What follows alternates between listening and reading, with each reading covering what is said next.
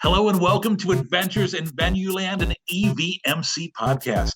Join us for this all-access pass backstage and behind the scenes with some of the brightest minds that cross the scope of the live event industry. I'm Dave Rettelberger. And I'm Paul Hooper. We'll introduce you to incredible guests who journey with us as we dive deep into the world of venues, tours, festivals, and everything in between. Grab your laminate and meet us in Venueland.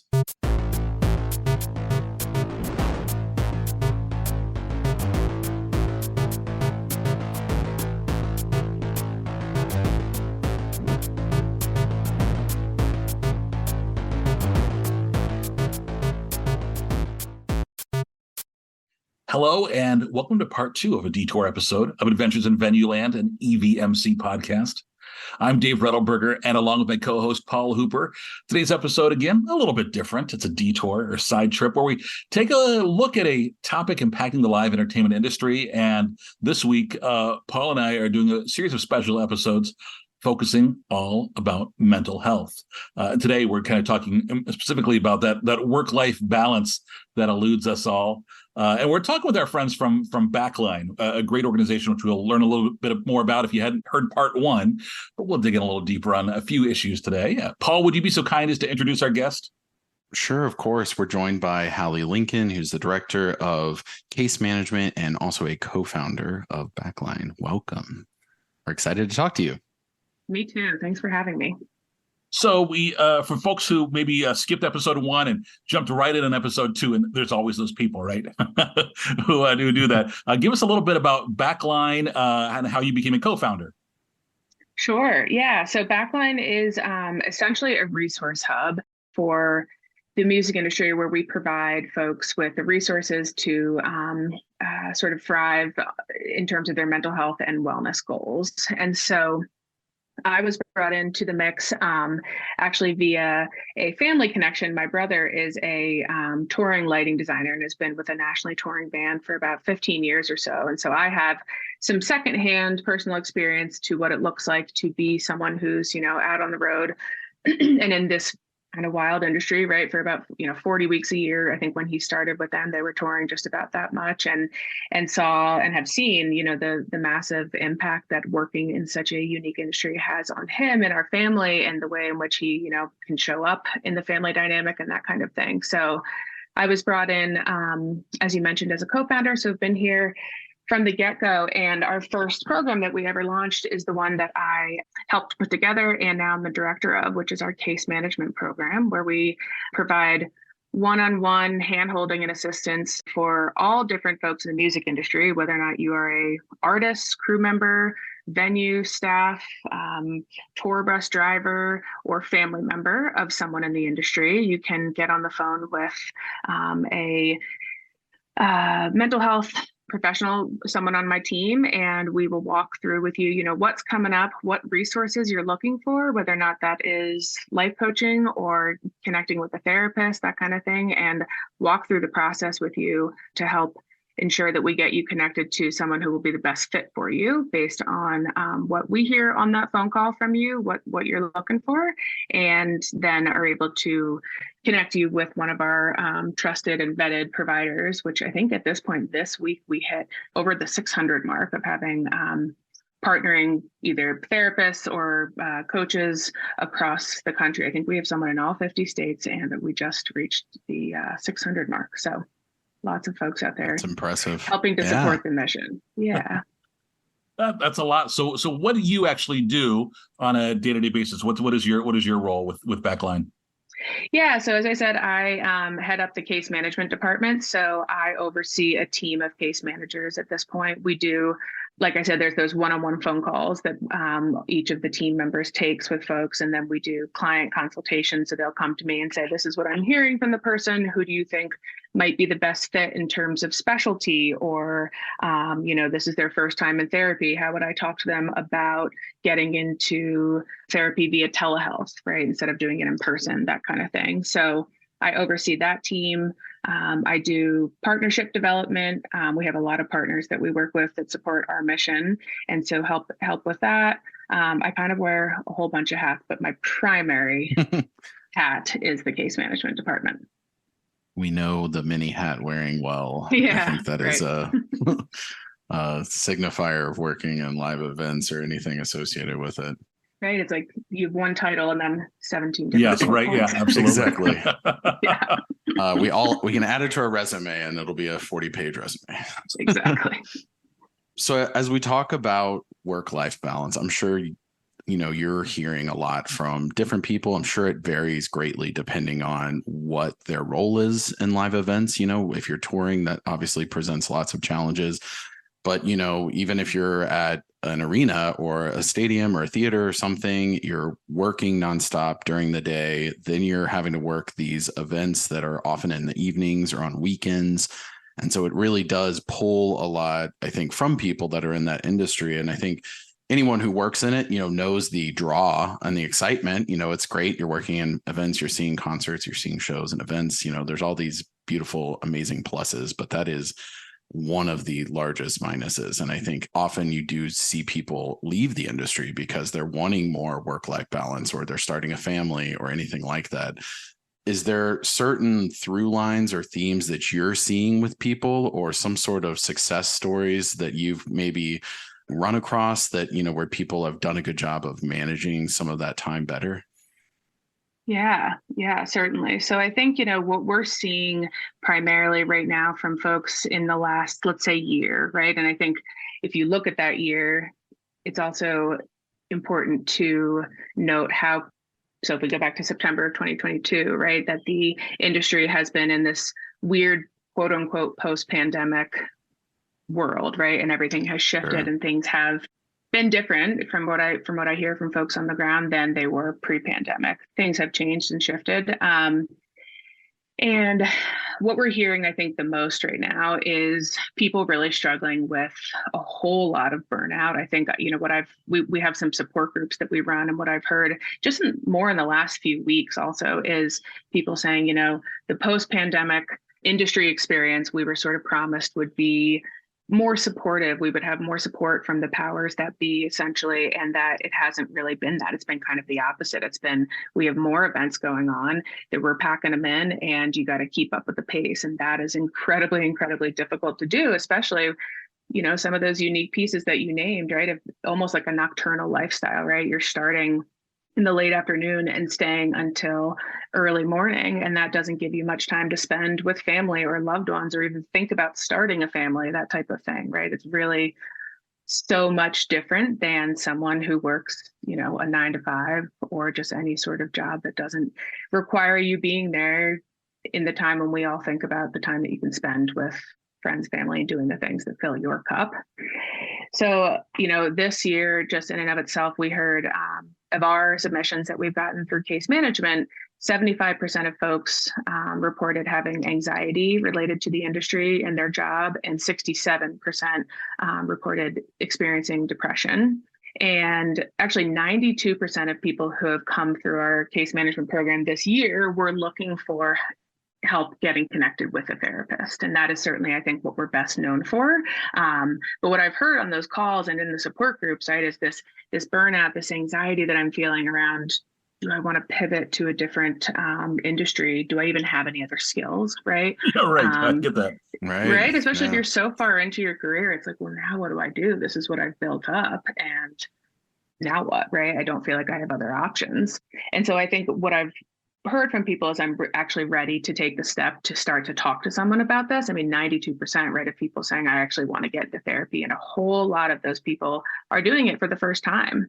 And something that I think really is the coolest piece about Backline is the success stories of people saying, if I have been to therapy before, when I met with a Backline therapist, that person really understood my lifestyle, understands that I'm working these wonky hours and that I have attachment issues with my partner and family because I'm away all the time on tour or not there for family dinners, that type of thing. Yeah. And I've spent a lot of time working with a therapist before who didn't really get that. And I spent so much time, energy, and money explaining that to them. But when I started working with an industry-focused therapist, of which we have many through the Backline network, they got it, right? And they helped me then to create some better routine. I think that's a huge, huge piece as I was thinking about the work-life balance piece and how to speak to some of the success stories that I have heard. I think routine is a huge part of it, right? So you do have, again, like this nocturnal lifestyle, right? And so does that mean that means essentially that the other part of your day has to be spent doing the things that you can for yourself, right? Going to the grocery store, moving your body, spending time with your family, if possible, doing the things that make you feel good. And then on the other end, right, you're at work. And so having almost like a reverse routine sometimes for people, but recognizing that that's what it is, this week, I think has been something that I've heard as being successful, really like identifying what I have. And these are the pieces that I have to work with. And so I'm going to set up sort of the way I want to structure my week. Goal setting also, I think, right? As you're sort of navigating, do I want to stay in this industry? And if I do, right, and this is something I'm passionate about, and you spoke to it well, Paul, like there's a lot of really exciting pieces about it, right? And people love it for a reason, and they're there for those reasons. What do I want to accomplish here in terms of, financial goals, things on my resume? Do I want to start working up the ladder and have different positions in the future, that type of thing? I think working with a therapist or a life coach around those bigger, sometimes scary topics to think about and talk about can really help with that work-life balance as you're trying to figure out like what's important to me and where maybe some compromises or sacrifices I want to make to attain those goals. And if you feel like you're compromising too much, right, and it's compromising maybe the things that are also important to you, like having relationships, which I think I hear is like not even romantic relationships, just that, family relationships with kiddos, or a romantic relationship, that type of thing is the thing that's probably the most compromised, or that I hear being the most compromised with folks working in the industry, because the hours and the demand is so tough. We've had events the last 2 nights, right? So I haven't seen my wife in a couple of days, and some nights, and I'm sure you see this all across the industry, right? You come home from your experience where you were just with 18,000 screaming fans, and everyone's so excited, it's the best night of their lives, and you walk in the door, and your spouse is like, "Yeah, the fridge is leaking, and we got to deal with this." And all of a sudden, you're like, "It's different." And so coming down from that the highs and the lows of that can be a challenge as well. Absolutely. And that's something that we've actually talked a lot about this in a few different capacities at Backline recently, and just released a new resource that is called the Touring Notebook. And I know that in the name, right, it's sort of geared towards, it sounds like it's geared towards folks who are actually out on a tour bus, but there's so many beautiful and amazing resources in there that help, I would say, just that really can be helpful for just about any person, because there's grounding exercises in there, things to just sort of like psychoeducational pieces around how to create boundaries and things for time management and that type of thing. But also there's a bunch that are very music industry focused. And one of those in particular is having almost like a plan with your partner, for example, or your wife, right, Dave, where you have a common understanding that either when I'm coming back from being out for a few nights working, or when I'm coming back from being out for a few nights or a few weeks rather on tour, I need an agreement between the two of us that I'm going to have a certain amount of time to settle back into the family routine, to settle back into the home, and not walk into, the fridge is leaking and I need you to get to it. Because I imagine that your response to that is like, having more gas in the tank. And then she's like, "Well, you've been gone for a while, blah, blah, blah." Right. Yeah. Right. And having conversations, opening up the communication with partners who I think really do have a conceptualization, right, of what it looks like to have their spouse out working in this industry that's so demanding in such a unique way, but to not really, I think even I, right, who have never been in that position, don't entirely understand it. I can conceptualize it, but it's never been my experience. So having people talk to me about their experience, similarly to the way a partner would to, or a touring professional would to their partner, and explaining like, this is really what I'm experiencing, and I'm making this ask of you of like, I need a certain amount of time to settle back in before the demands are put on me, or before, I have to take the kids on my own, for example, which is tough too, because I know that like kids, when their parent comes back from tour, so excited, and then it's like, I actually need, 12 hours at least to maybe catch up on a little sleep, but also settle back in, and then we can sort of recalibrate. You just kind of got to hit that reboot button. Yeah, good word, recalibrate. Yeah. Let's say someone is, I would say probably a lot of people listening to this that are wanting that better work-life balance. Sometimes they have the vision, sometimes they have the desire, the motivation to do it, and then they have a boss who doesn't really understand it. Or sometimes I'll hear from peers of mine, I've seen it myself sometimes, where even the boss will say, you need to have better work-life balance. We need to do better work-life balance, but then they don't actually go through with the action of providing it.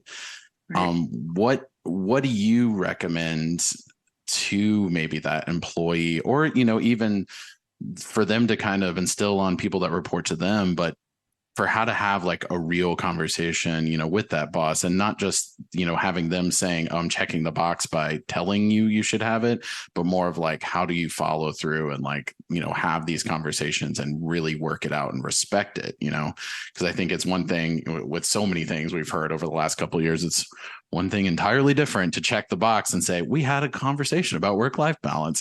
And it's something totally different. It's not the reality, though. Yeah. To actually go through and say, not only are we going to have a conversation, but here's how we're going to change it. And here is how I'm going to respect you as my employee. This is such a tough one, right? Because I think let's jam it and solve it in like 2 minutes. I know this is easy for you. I think every situation is different. Obviously, I've heard of plenty. We talk about this in support groups a lot, actually, and I've heard a different perspective often from females than I have from males, given it's such a male-dominated industry. I've heard so often females feel less empowered or even just enabled to try to bring up that conversation again, for example, and say to the boss, right, I'm not just looking for, I would like to bring up the conversation again, not just to check the box, but to actually talk about how you think I could get some of your support in this, that type of thing. And I've heard so frequently from them, right, that depending on where they are in their career, or even just the fact that it's difficult sometimes to have that conversation in a male-dominated industry, if your boss is a male, for example, that it feels like, if I'm asking for this thing, they might just slide me to the side and say, I'll find someone who's not going to ask me to help support their better work-life balance, right? And that's not just for females. It just happened to be that we were talking about that specifically recently in one of our support groups from that perspective. But I think, that sort of goes back to the goal setting piece of, and maybe I'm trying to give even a better way to describe that, like a values identification exercise for yourself also, right? So what are the values that are most important to me as it relates to my career and my personal life and what I want for my life? And do I feel as though I'm getting any support around these pieces in my career? And if not, how can I try to advocate for myself with them, right? And I recognize that not every boss is going to be so willing to support and be open to that conversation, which is really, really challenging. But I think, advocating for yourself and reminding that person, this is something that you had brought up to me and sounded like it was, something that you were going to support. And now I'm really trying to figure it out for myself so that I can show up better in my roles and on my shifts. And this is what I'm thinking, and could I get some of your support around this? And even just having, I think, the communication and with that person to let them know that you're being intentional about trying to strike a better balance there can make a difference. All right, before we wrap things up here, because I know we're just about out of time. One of the biggest challenges to work-life balance is this thing I'm holding in my hand, my cell phone. It's right? the truth, we carry around the office with us all the time. What tips do you have for people in this industry when we're getting, show announcements at 11 o'clock at night on a Sunday for a 7 a.m. Monday announcement? And, we feel like we're disconnected from our social media accounts. And what if people are, bombing us on social media? There's all kinds of things that we feel like we always have to be checking. And sometimes I feel like I can't relax unless I know that everything's okay. Right. So I feel like I have to check my phone to make sure before I can feel like I can relax. So what tips do you have for kind of separating that yourself from that phone that's always in there and the fact that you're always checking in with the work there? Yeah. With a hammer. That is my suggestion. Throw it out the window. Titanium now, Paul. I think this goes back to the boundaries piece. And I think that the iPhone or whatever, I have an iPhone, so I think that they have some of these, what do you call it? The time limitations, right? That I know you can scroll through and it's very easy to just say, remind me in an hour type of thing. But going back to setting some boundaries for yourself, right? I completed what I needed to do at work for today, checking all those boxes, right? And then knowing that, I wonder, Dave, if you see a email come through that has an announcement for something that's next week, does it feel to you at that 11 p.m. time when you're trying to wind down that you need to jump to it and make plans there? Or is it something that you feel like you could actually say, I'm going to set a boundary for myself. I'm not going to go on my phone, or I'm going to plug it in the kitchen when I go to sleep after 11 p.m. Yeah, I actually just started putting it in another room, right? That was the key for me, is to actually set it down and walk away. Yeah. At a certain time at night where I'm like, okay, now it's time for me to do this, and I'm not going to look until tomorrow. And my coworkers, if you really need me, if there's something that pops up, there was an emergency, call me and I'll be there for you and I'll jump in. But I'm not.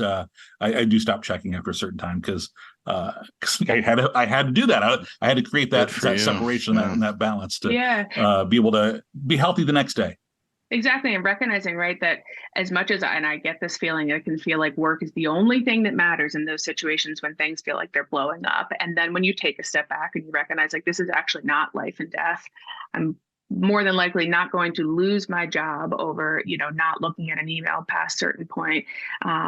There is an emergency situation. Someone will get in touch with me, but you got to set those boundaries for yourself, right? Because if you are just continuously connected to it all the time, as we all know from all the studies, right, just having our phones with us and social media and all that stuff all the time is not good for our mental health, but also that, you want to be able to have some separation there. And as we're talking again about that work-life balance, right, you've got to decide what's important for you and identify those pieces and then start to act on them. And I say that all knowing that it's easier said than done, and it's a practice. This is not going to be something that happens overnight. It's something that you work towards. And then you identify, right, where did I slip up a little bit? And what was coming up then? Was it because I thought it was so important that moment that it would impact, the future of my job here? Or was it that I, feel like I actually can't put work down? And that might be something, right, to also look at potentially in therapy.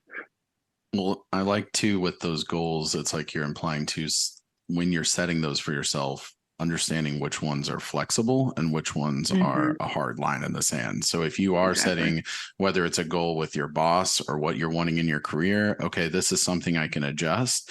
But if I'm not getting this either from myself, or I'm not getting it from my boss or the company I'm at, and it's not going to change, then maybe that's where something else has to change, And so I think understanding maybe what you're flexible on, and also understanding what you shouldn't be flexible on, and kind of holding to that as best you can. Yeah, I like that a lot. I think that, again, all of this stuff can be easier said than done. Ideally, these are the things that we would all be able to practice and incorporate and implement in our lives. But that word practice, I think, is important to keep in mind, that these are things, as all goals are, we're working towards them, and it takes practice and it takes dedication, and we're all going to have, it's not linear. Progress is never linear, right? So it's going to be trying on what works for you, figuring out what doesn't, and then trying again the next day, practicing and trying to keep with it.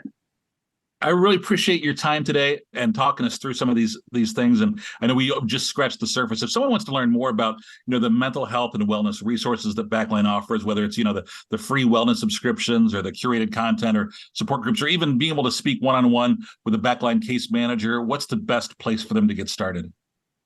Going to www.backline.care. All of those resources that Dave just mentioned are linked up on there. You can also follow us on socials to find out, events that we have going on, and lots of good resources that are also linked through our socials.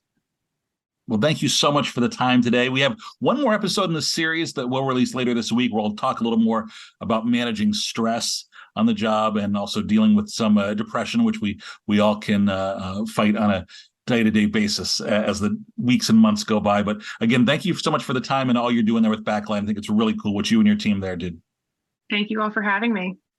And a big thanks to everybody for listening to this special detour episode of Adventures in Venueland. Remember, you can subscribe and find more episodes wherever you listen to your favorite podcasts.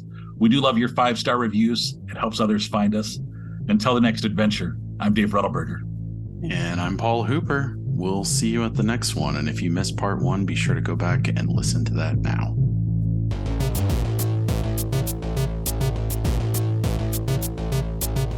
Adventures in Venueland is a side project of the Event and Venue Marketing Conference, a marketing conference that brings together diversified event and venue professionals to cultivate education, collaboration, and innovation for the growing sports and live entertainment industry.